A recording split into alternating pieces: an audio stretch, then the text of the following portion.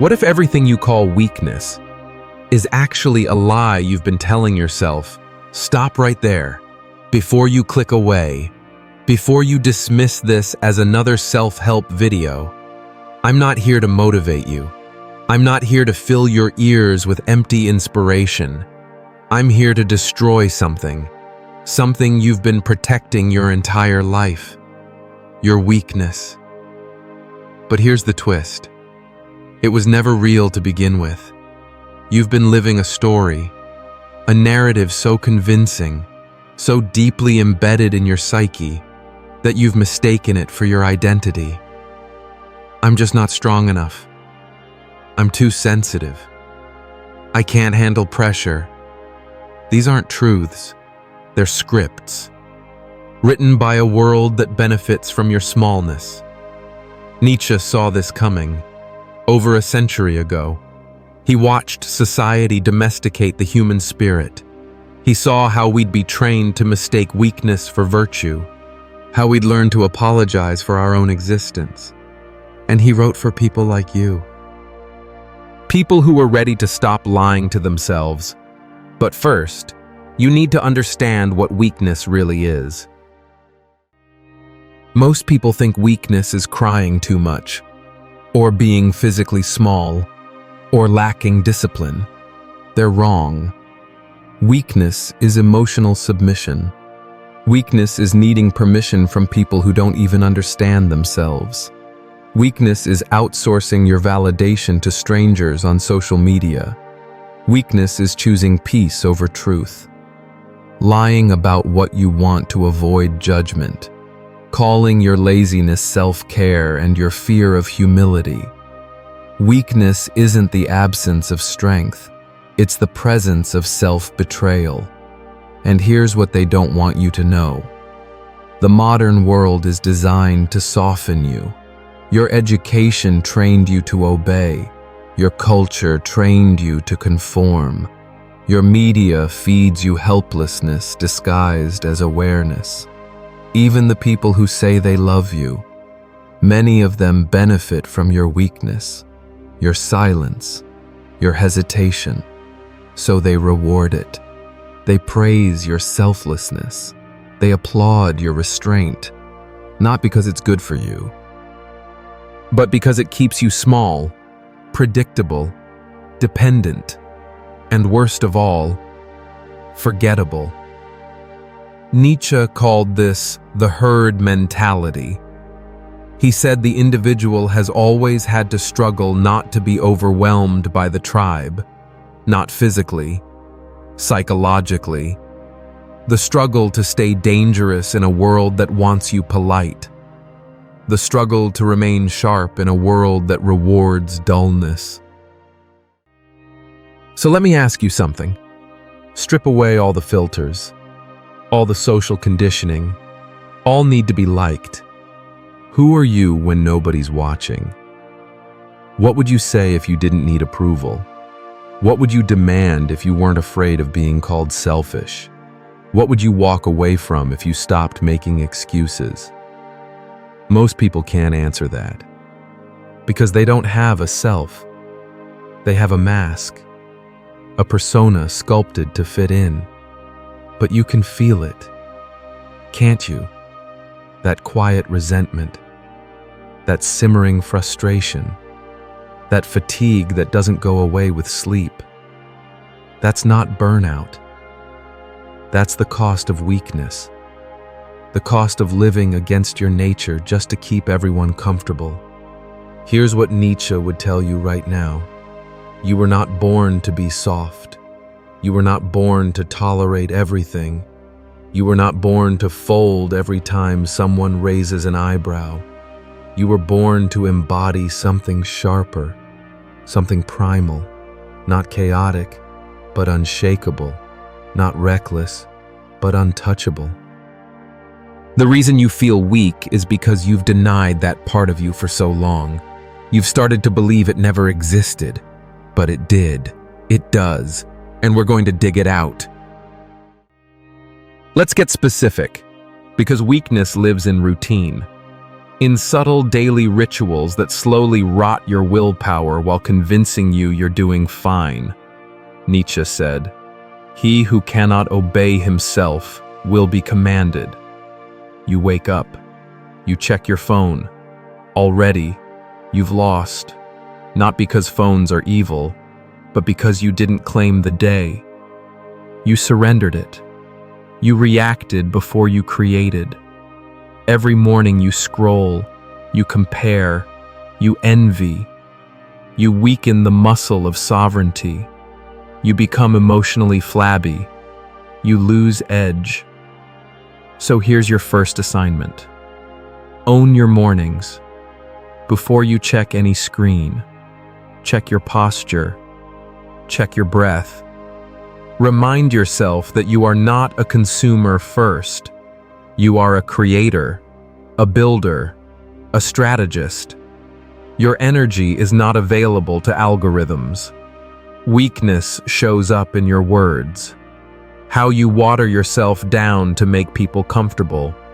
How you speak softly so they won't feel threatened. How do you say, "I don't know," when you do? How you apologize for things that don't require an apology. You're leaking power, and they can feel it. That's why they don't listen to you. That's why they talk over you.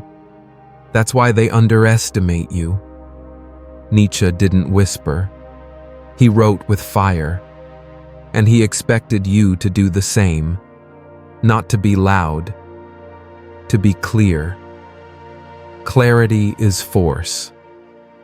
Clarity makes people pause. It makes them lean in. So stop hiding. Own your opinions. Say them to be clean. Don't explain them. Let the silence after you speak carry weight. Most people are afraid of silence. You won't be. Because silence means tension. And tension is how respect is earned. You think strength means feeling nothing. That's wrong. That's dysfunction. Nietzsche didn't teach emotional numbness. He taught emotional command. That means you can feel everything and still choose your actions. You don't react. You respond. When someone disrespects you, you don't explode.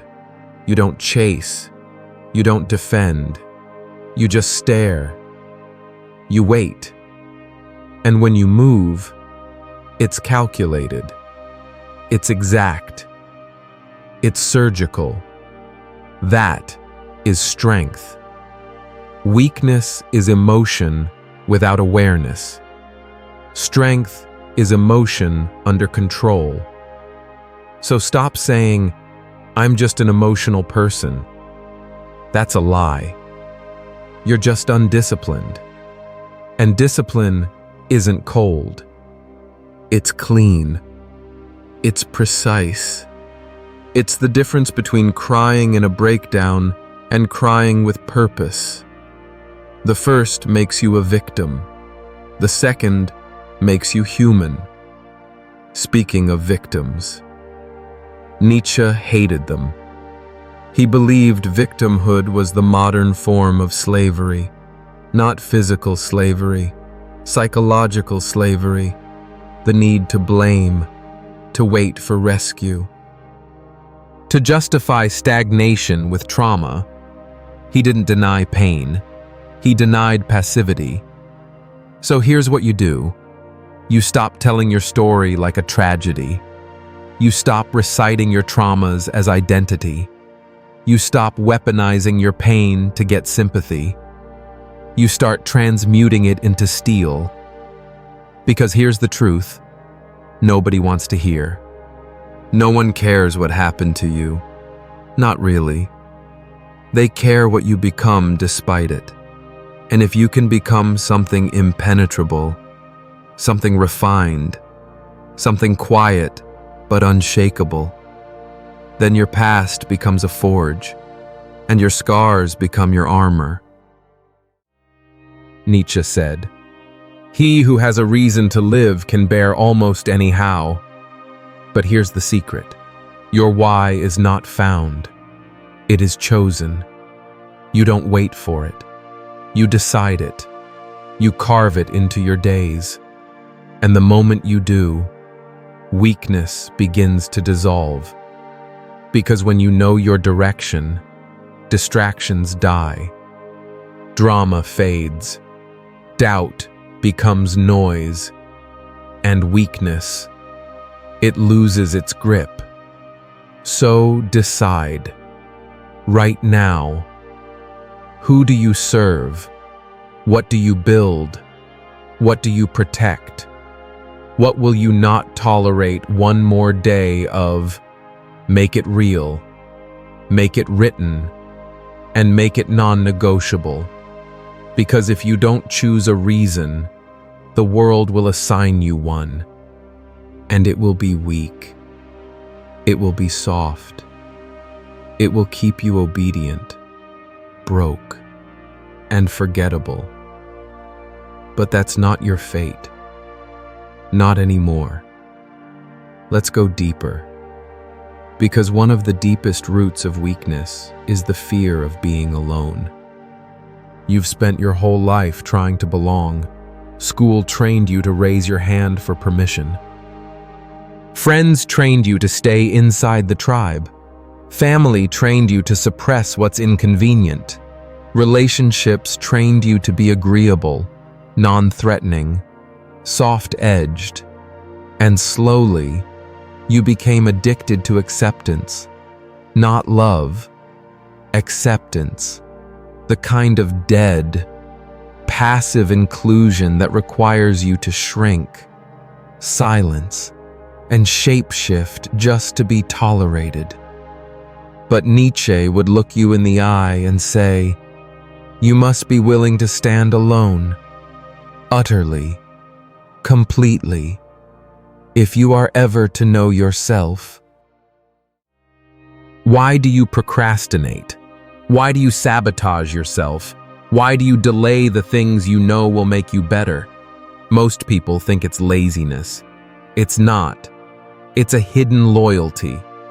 A psychological contract you made long ago to stay small so others wouldn't feel uncomfortable.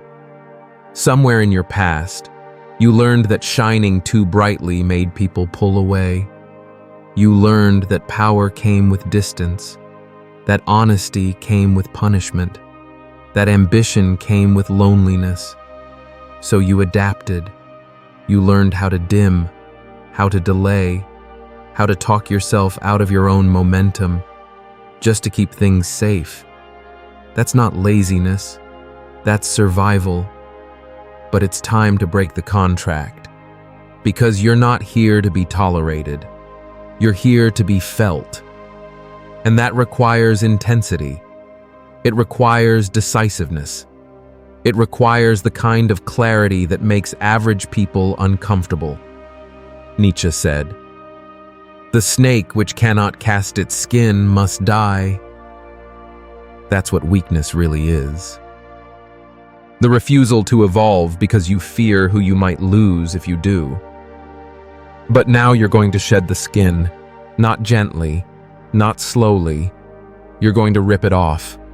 The people pleaser, the second guesser, the overthinker, the emotional translator, gone. Let's get practical. Start with your language. Every time you say, "I don't know," when you do, you reinforce uncertainty.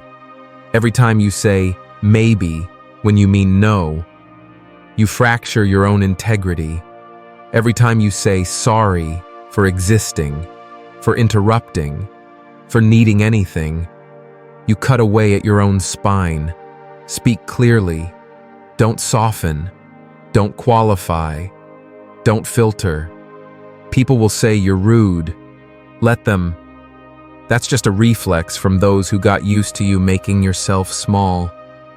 And you're done with that. Next, your body.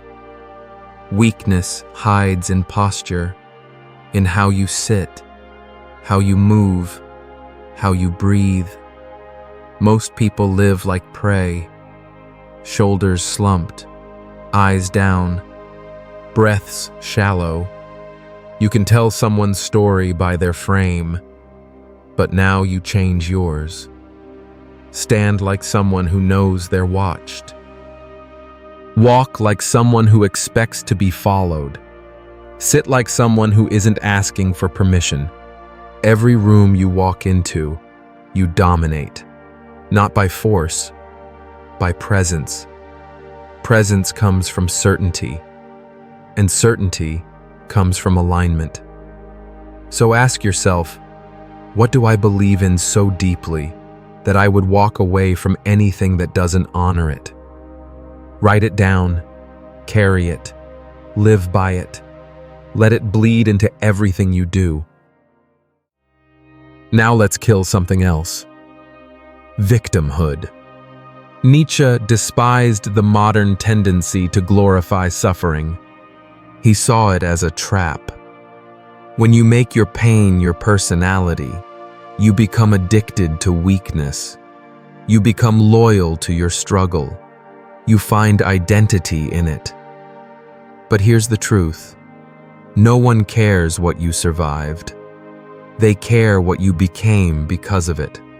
And if all you became was bitter, anxious, fragile, then you let your story win. So, rewrite it.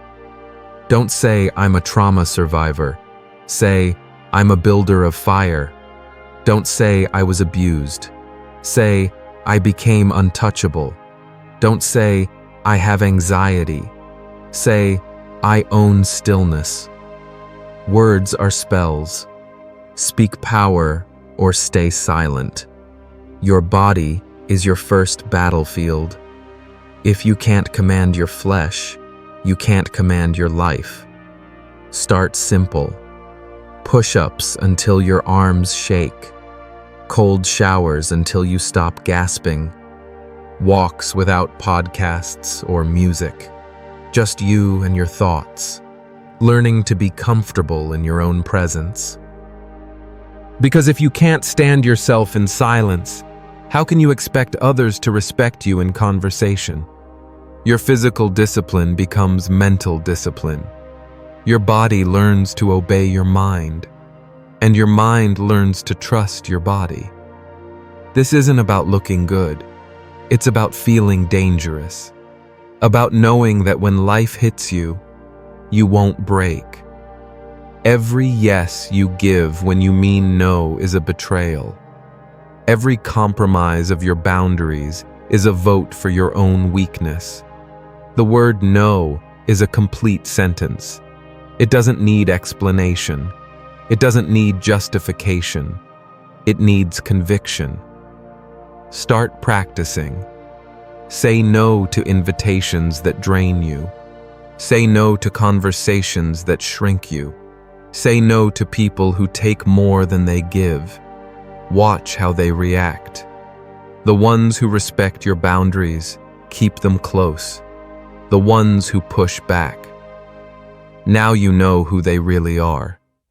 Learn to love silence. In conversation. In confrontation. In negotiation. When someone attacks you, don't defend immediately. Pause.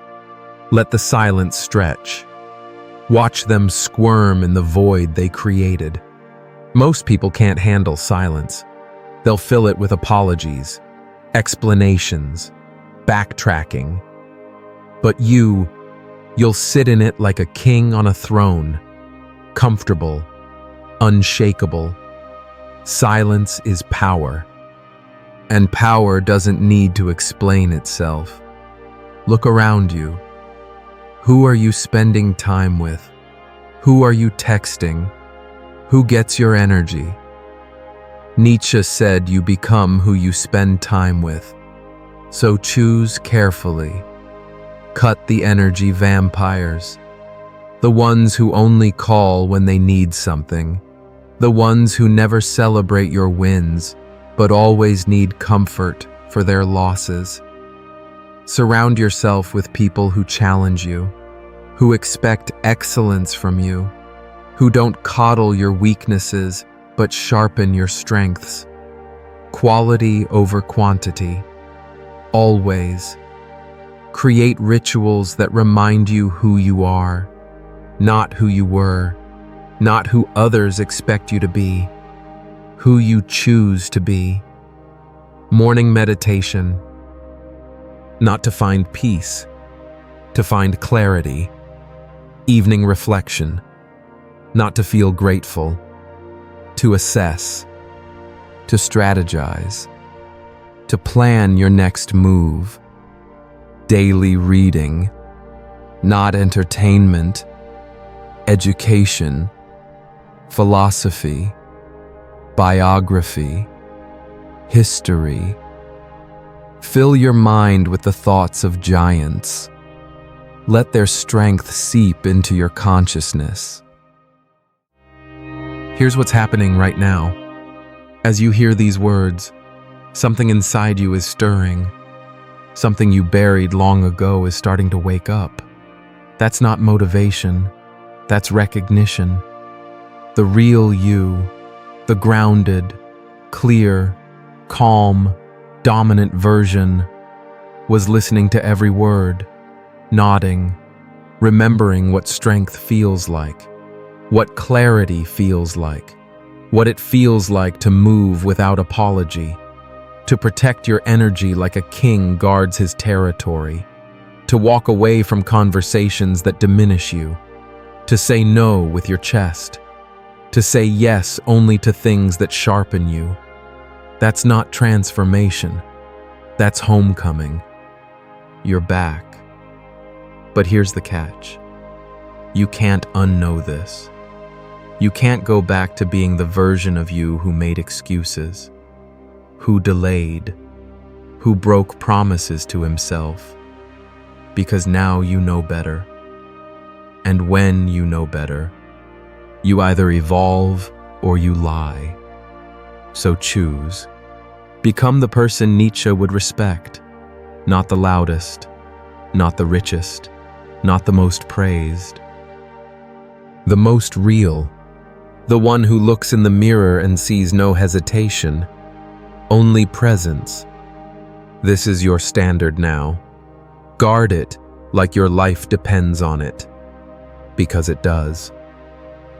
23 minutes ago, you were someone else. Someone who let weakness masquerade as personality. Someone who confused softness with goodness. That person is gone. What remains is what was always there, waiting beneath the lies, beneath the excuses, beneath the need to be liked. Your true self. Sharp, clear, uncompromising, not because you're cruel, but because you're honest, not because you're cold, but because you're selective, not because you're better than others, but because you're finally being true to yourself. This is who you were meant to be. This is who you choose to become. Welcome back. The world has been waiting for you. Leave a comment. What part of yourself are you ready to reclaim? Subscribe if you're done being digestible.